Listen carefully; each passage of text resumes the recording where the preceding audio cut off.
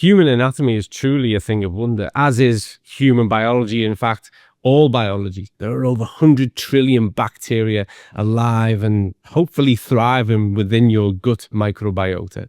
And they are there to work on your behalf. Remember that 70% of the immune function is derived from the gut, and the human gut is the center of the human universe. And when it comes to absorption of nutrients, the handling, the processes, and of all those things that your body needs to utilize, well, this is the hotspot, and therefore it is the center of health.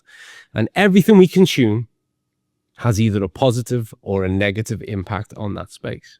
You have to recognize that this space is diverse. It has its own ecology. It truly is like a functioning tropical rainforest, and its whole ecosystem is based on balance.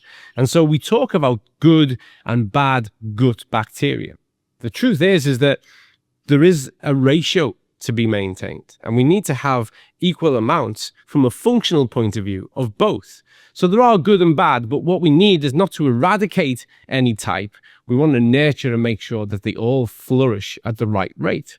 And the way to do this is to feed them with what they need. Just like you or I, they need to be fed with the essential nutrients they need in order for them to multiply and to occupy that space and work on your behalf. And what do they need? Primarily, they need dietary fibers. And we put this into the category of prebiotics. So these prebiotics, these dietary fibers, they feed that 100 trillion colony of remarkable microbes and bacteria that want to function on your behalf and optimize your health. The difference between a prebiotic and a probiotic, and there's a lot of attention on probiotics, is a prebiotic feeds those bacteria. A probiotic, which its early roots go back to fermented vegetables, and we look at things like kombucha and yogurts and kefir. Well, these probiotics, and there are even probiotics that we can buy now as live bacterial cultures, they replace. I always think that's a crazy response to the problem that you have. Why not feed what you have, nurture what you have, and encourage that to grow? I do think there's a place for probiotics, but I think the essential space is prebiotics and those dietary fibers. And you have to recognize that, again, diversity is key. So different types of dietary fibers play a part in different parts of that digestive tract. And so you have to recognize that this is the microbiome of the gut. But there are several microbiomes all over the body. They cover different regions of your kind of human landscape. And you have a microbiome in the mouth. And this is the first port of call. When you bite into the apple, that sends a message to the receptors in the gut that says, hey, fiber is coming your way. Vitamin C is coming your way. There's going to be dietary hydration. It's all coming your way, and get ready to take your place at the table, because here comes the feast. And that message is what we call the food matrix.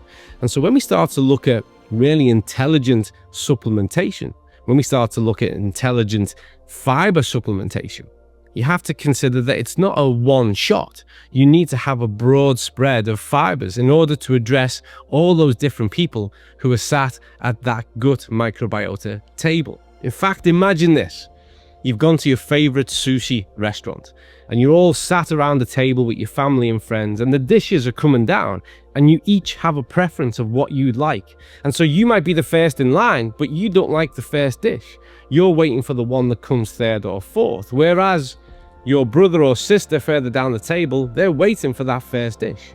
And that's when we look at the different roles that we have of different types of fibers, whether they're insoluble, soluble fibers, and we'll come to beta-glucans in a moment. Each person, each receptor, each of those colonies of bacteria, they're waiting for their dish to arrive. So if you address that problem with only one or two type of fiber, you're only feeding 2 out of 10 people at the table. That's not the intelligent way to do it. Typically in our diet, we get those dietary fibers from things like, well, we can get it from bread, we can get it from oats, we can get it from fruits, we get it from vegetables, those dark leafy greens. And we know that all around the world, people consume less of those foods. And we encourage people to increase their consumption of them. But in the meantime, let's get real about the solution. And that's what we did when we developed Zinobiotic. It is a dietary blend of fibers But one of the key aspects comes back to that beta-glucan. So beta-glucan itself functions in a similar way as those fibers.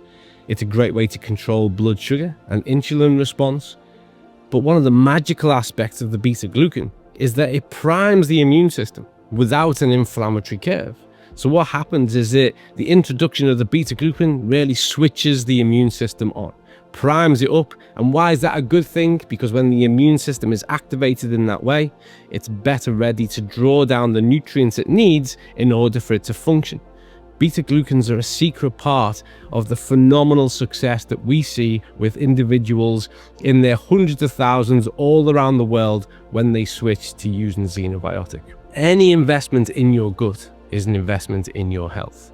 And when it comes to topping up those requirements of dietary fibers, and recognize the statistics tell us that the average person all around the world takes on board less than 50% of the recommended intake of dietary fibers on a daily basis, and how hardwired these fibers are into the preservation and optimization of your health, Zinobiotic is a solution that is unparalleled. It addresses all those needs. It feeds all those people around the table and ensures that your immune function is enabled to do everything it needs to do to optimize you.